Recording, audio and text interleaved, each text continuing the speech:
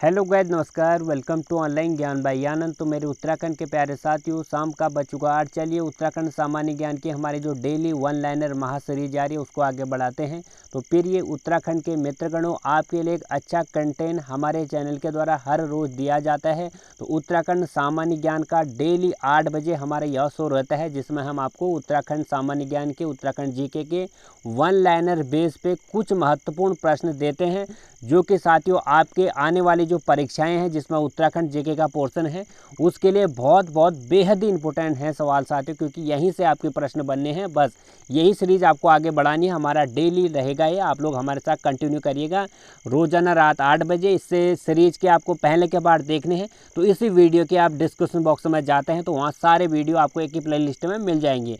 चलिए आपका ज़्यादा समय न लेते हुए पहले प्रश्न से इस वीडियो की शुरुआत करते हैं।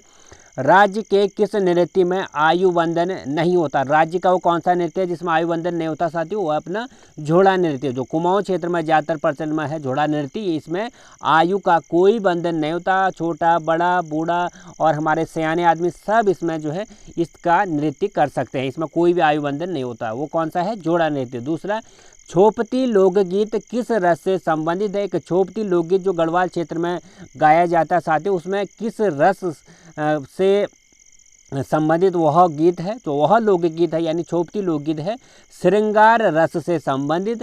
राज्य में किस वर्ष पर्वत नीति लागू हुई? तो हमारे उत्तराखंड राज्य ने, नए उत्तराखंड राज्य जब हमारा नया उत्तराखंड नवंबर 2000 को बना, तो राज्य ने पर्वत नीति कब लागू की? तो अप्रैल 2008 में राज्य ने, हमारे उत्तराखंड राज्य ने पर्वत नीति लागू की। अगला सवाल, राज्य में किस वर्ष पौधारोपण नीति लागू की गई थी? तो राज्य में पौधरोपण नीति लागू की गई 6 जून 2006 को। मोस्ट इंपोर्टेंट सवाल, राज्य ने पौधरोपण नीति कब लागू की गई? तो 6 जून 2006 को राज्य ने, उत्तराखंड राज्य ने पौधरोपण नीति लागू की थी।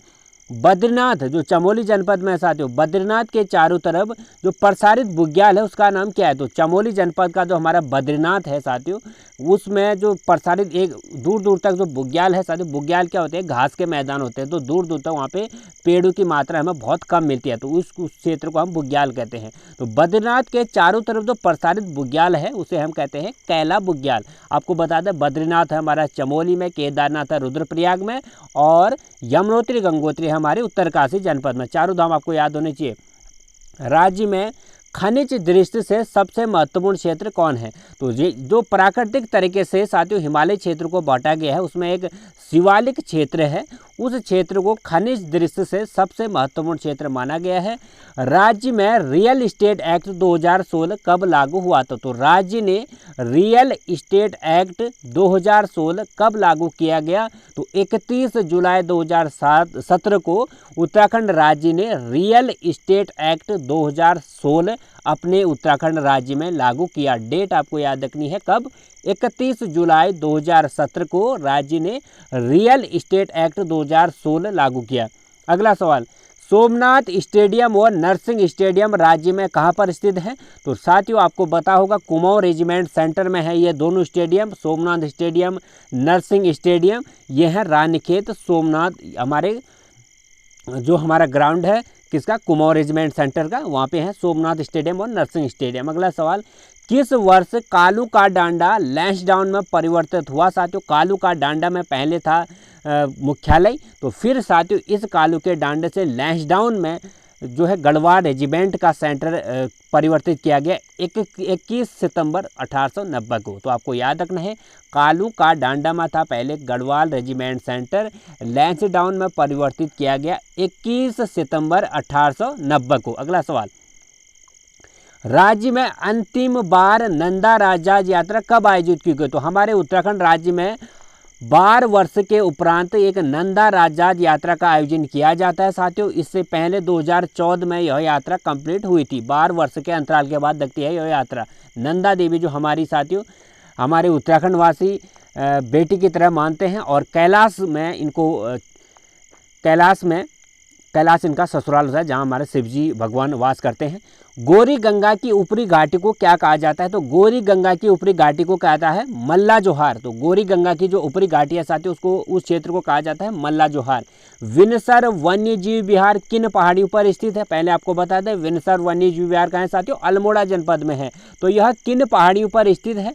तो झड़ीधार पहाड़ी पर स्थित है विनसर वन्य जीव विहार, जो अल्मोड़ा में स्थित है। किस पहाड़ी पर है? झड़ीधार। राज्य का कौन सा मंदिर शुभ निशुंभ पर्वतों के निकट है? तो राज्य का एक मंदिर ऐसा है जो शुभ निशुंभ पर्वतों के नाम से जो विख्यात हैं साथियों, दो पर्वत शुभ निशुंभ, उनके बीच में वो मंदिर स्थित है। तो नीलकंठ महादेव मंदिर जो पौड़ी जनपद में है साथियों, शुभ निशुंभ पर्वतों के निकट है या बीच में है। ग्रामीण हिमालय हाट मेला किस जनपद में आयोजित किया जाता है? तो ग्रामीण हिमालय हाट मेला नैनीताल जनपद में आयोजित किया जाता है। यमुना घाटी क्रीड़ा एवं सांस्कृतिक विकास मेला कहाँ आयोजित किया जाता है? तो यमुना घाटी क्रीड़ा एवं सांस्कृतिक विकास मेला हर वर्ष टिहरी के नैनबाग क्षेत्र में यह विकास मेला हर वर्ष आयोजित किया जाता है। तो आपको याद होना चाहिए। टिहरी गढ़वाल में नरेंद्र महाविद्यालय की स्थापना कब हुई? तो टिहरी गढ़वाल में नरेंद्र महाविद्यालय की स्थापना हुई 1962 में, 1962 में। अगला सवाल, हिमालयन वोट निकल गार्डन राज्य में कहाँ स्थित है? तो आपको बताना है हिमालयन वोट निकल गार्डन राज्य में नैनीताल जनपद में स्थित है। तो हिमालयन वोट निकल गार्डन कहाँ पे है? राज्य में नैनीताल में। अगला सवाल, नैनीताल कब तक उत्तर प्रदेश की ग्रीष्मकालीन राजधानी रही? साथियों यूपी जब तक नहीं हुआ था साथियों, यूपी जब हम क्योंकि यूपी में ही थे, तो 9 नवंबर 2000 को हमारा उत्तराखंड जब तक लागू नहीं हुआ, अलग राज्य नहीं बना, तो लगभग साथियों 1960 तक नैनीताल उत्तर प्रदेश की ग्रीष्मकालीन राजधानी हुआ करती थी।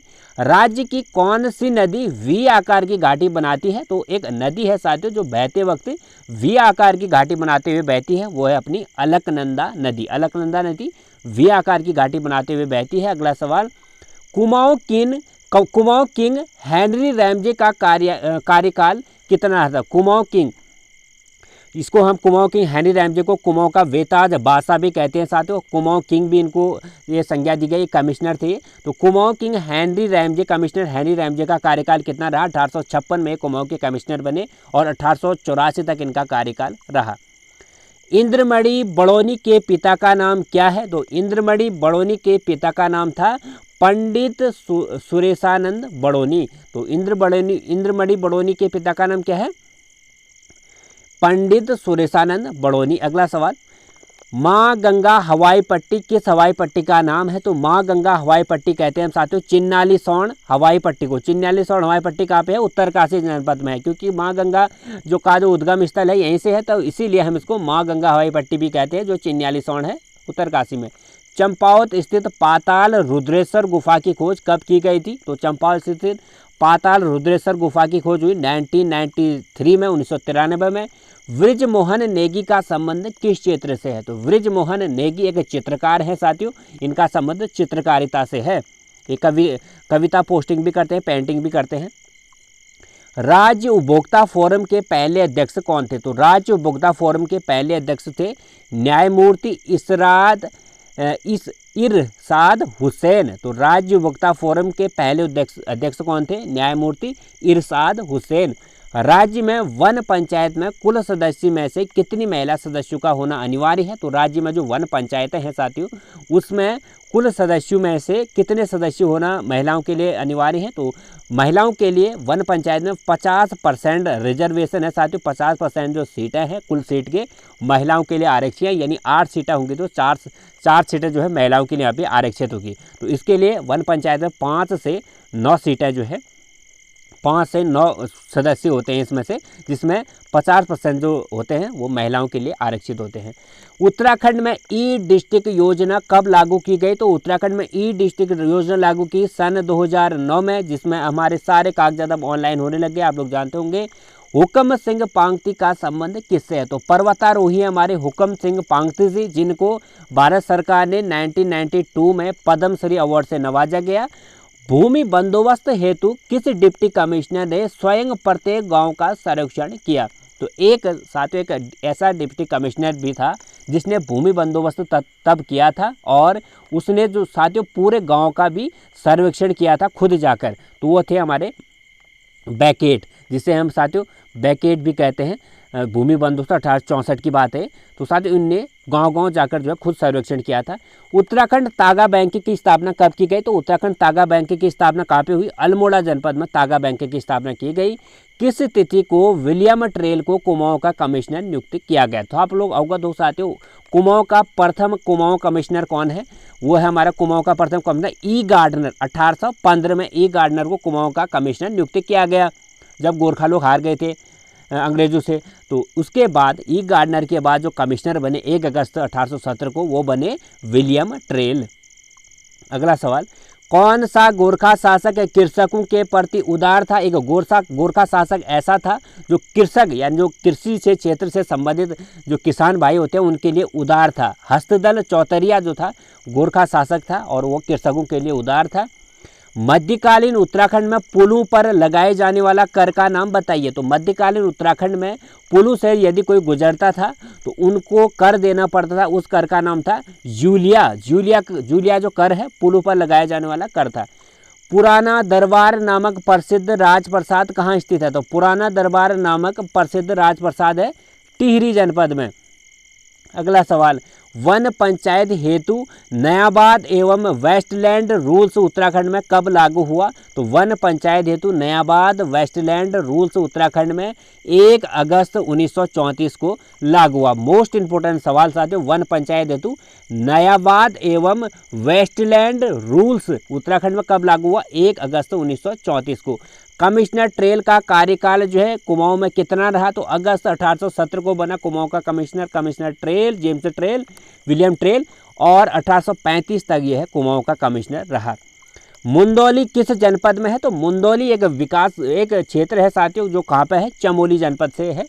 मान्यताओं के अनुसार नंदा देवी ने रणकासुर दैत्य का वध किस जगह पे किया था? तो हमारी नंदा देवी माता ने रणकासुर दैत्य का वध किया था रणकधार जो चमोली जनपद में है, रणकासुर दैत्य का वध किया था। गरुड़ किस नदी पर बसा हुआ है? तो गरुड़ जो है किस नदी पर बसा हुआ? गोमती नदी पर। तो गोमती नदी के किनारे है गरुड़ नामक जगह, बागेश्वर में। प्रसिद्ध मोहन जोशी पार्क राज्य में कहाँ स्थित है? तो प्रसिद्ध मोहन जोशी पार्क राज्य में अल्मोड़ा जनपद में स्थित है। मोस्ट इंपोर्टेंट सवाल, राज्य में सारस संस्था कहाँ स्थित है? तो राज्य में सारस संस्था है खटीमा उधम सिंह नगर में। पर्वतारोही लवराज सिंह धर्मशक्तु को पद्मश्री कब मिला था? तो लवराज सिंह धर्मशक्तु एक पर्वतारोही है साथियों, और इनको पद्मश्री मिला 2014 में। अगला सवाल, किस वर्ष राज्य के स्थानीय घराटों पर सरकारी कर लगाया गया? तो स्थानीय घराट से साथियों, जिससे आटे पीसने वाले घराट होते हैं जो, उन पर कर लगाया था सरकारी कर 1922 में, 1922 में। पाणिनि की अष्टाध्यायी पुस्तक में भारद्वाज शब्द किस स्थान के लिए प्रयुक्त हुआ है?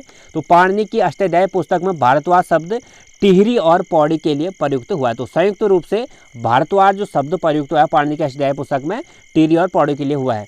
तो सांस्कृतिक क्रियाकलापों हेतु प्रसिद्ध आश्रम कहाँ स्थित है? तो सांस्कृतिक क्रियाकलापों हेतु प्रसिद्ध आश्रम है हरिद्वार में। आवासीय क्षेत्रों में बरसाती जल संचय किस विधि द्वारा होता है? तो आवासीय क्षेत्र है वहाँ पे बरसाती जल संचय होता है रूफ टॉप हार्वेस्टिंग। तो रूफ ऑफ हार्वेस्टिंग विधि से होता है। स्थानीय जो आवासीय क्षेत्र होते हैं वहाँ बरसात के पानी का जल का संचयन। प्रसिद्ध श्रीकोट मंदिर कहाँ स्थित है? तो पिथौरागढ़ के डिडीहाट क्षेत्र में श्रीकोट मंदिर है जो प्रसिद्ध है। धान का कटोरा, मेवाड़ मोरा, लोकाक्ति किस नदी घाटी के लिए प्रचलित है? तो धान का कटोरा और मेवाड़ बोरा ये किस नदी के लिए प्रयोग किए जाते हैं? तो धान का कटोरा, मेवाड़ बोरा जो प्रयोग किए जाते हैं वो कोसी नदी के लिए प्रयोग किए जाते हैं। सप्त सिंधु संदर्भ में किस नदी को नवालिका कहा गया? तो सप्त सिंधु संदर्भ में किस नदी को नवालिका कहा गया है? नयार नदी को। अगला सवाल, किस ग्रंथ में हिमालय क्षेत्र को तुषार शैल या श्री पर्वत कहा गया है? तो किस ग्रंथ में हिमालय क्षेत्र को तुषार शैल और श्री पर्वत कहा गया? हर्षचरित्र में। तो हर्षचरित्र में जो हर्षवर्धन के द्वारा लिखी गई थी, तो हर्षचरित्र में हिमालय क्षेत्र को तुषार शैल और श्री पर्वत कहा गया था। चारागाह क्षेत्रों में उपयुक्त कृषि भूमि को किस नाम से जाना जाता है? तो चारागाह क्षेत्र होते हैं वहाँ पे कृषि भूमि होती है, वहाँ पे जो कृषि होती है उसको बुनिया भूमि करके जाना जाता है। राज्य में सहकारिता विभाग द्वारा जड़ी बूटी विकास योजना कब शुरू की गई? तो राज्य के सहकारिता विभाग ने जड़ी बूटी विकास योजना की शुरुआत की 1972 में उत्तराखंड राज्य में। किस स्थान को कुमाऊं गजेटियर में वाघ ईश्वर कहा गया है? तो वाघेश्वर को कुमाऊं गजेटियर में वाघ ईश्वर करके संबोधन किया गया है। कालागढ़ बांध का निर्माण किस पंचवर्षीय योजना के तहत हुआ? तो चतुर्थ पंचवर्षीय योजना के तहत कालागढ़ बांध का निर्माण हुआ। किस अंग्रेज अधिकारी को आधुनिक भगीरथ कहा गया है? तो प्रोबी काटले को आधुनिक भगीरथ कहा गया है। जोधार ग्लेशियर व वारसू घाटी कहाँ स्थित है? तो जोधार ग्लेशियर और वारसू घाटी उत्तरकाशी में स्थित है। पंडित गोविंद बल्लभ पंत के पिता का नाम क्या है? तो एकमात्र उत्तराखंड के भारत रत्न प्राप्तकर्ता जिनको 1957 में भारत रत्न दिया गया था साथियों। इनका जन्म 1857 को अल्मोड़ा के खोट ग्राम में हुआ था, आप लोग सब जानते हो। तो इनके पिता का नाम था मनोरथ पंत। वीसी साहब के नाम से प्रसिद्ध व्यक्ति कौन है? तो वीसी साहब उपनाम से जाने जाते हैं दरबार सिंह नेगी। तो दरबार सिंह नेगी जो है उनका जो उपनाम है वह वीसी साहब। दानपुर शिल्पकार विकास समिति कहाँ स्थित है? तो दानपुर शिल्पकार विकास समिति है कपकोट बागेश्वर में। मोस्ट इंपोर्टेंट सवाल, दानपुर शिल्पकार विकास समिति बागेश्वर के कपकोट में स्थापित है। सीसीआई ग्रीन अवार्ड से सम्मानित राज्य महिला कौन है? तो सीसीआई ग्रीन अवार्ड से सम्मानित राज्य की महिला है डॉक्टर हर्षवंती बिष्ट को सीसीआई ग्रीन अवार्ड से सम्मानित किया गया है। किस वर्ष पिंडर घाटी में भयंकर भूस्खलन आया था? तो पिंडर घाटी जो चमोली में है साथियों, कर्णप्रयाग में, तो 1991 में यहाँ पे भयंकर भूस्खलन आया था। देहरादून स्थानांतरित आयुध फैक्ट्री की मूल स्थापना कहाँ पे की गई? तो देहरादून में जो स्थानांतरित आयुध फैक्ट्री की मूल स्थापना की गई वो कहाँ पे की गई? तो 18 मार्च 1802 को कोलकाता में साथियों इसकी स्थापना की गई, जो यहाँ पे 1902 में देहरादून में हुई। तो आपको ये प्रश्न थोड़ा सा समझ लेना है, क्या है प्रश्न? देहरादून स्थानांतरित आयुध फैक्ट्री की मूल स्थापना कहाँ पे की गई? तो देहरादून स्थानांतरित जो आयुध फैक्ट्री है, पहले आपको याद रखना आयुध फैक्ट्री की मूल स्थापना कहाँ पे हुई? तो आयुध फैक्ट्री की मूल स्थापना हुई कोलकाता में 18 मार्च 1802 को। 1902 में इस फैक्ट्री को, आयुध फैक्ट्री को देहरादून में स्थानांतरित कर दिया गया था। तो साथियों ये हो चुके हैं आज के सवाल हमारे। कैसे लगे आपको कमेंट सेक्शन में हमें जरूर बताने। अच्छे लगे तो लाइक करें, नए हो तो चैनल को सब्सक्राइब करें, बगल में बेल आइकन ऑन जरूर करें। इस सीरीज के पहले के पार्ट आपको जरूर देखने हैं, आगामी परीक्षाओं के लिए महत्वपूर्ण है। इसी वीडियो के डिस्क्रिप्शन बॉक्स में लिंक है। फिर मिलूंगा साथियों मैं आपको सारे ऐसे ही अच्छे आपको लेक्चर देने, अच्छे कंटेंट देने। तब तक के लिए आप लोग ध्यान रखिए, अपना बने रहे हमारे चैनल के साथ। धन्यवाद। God bless you. जय उत्तराखंड।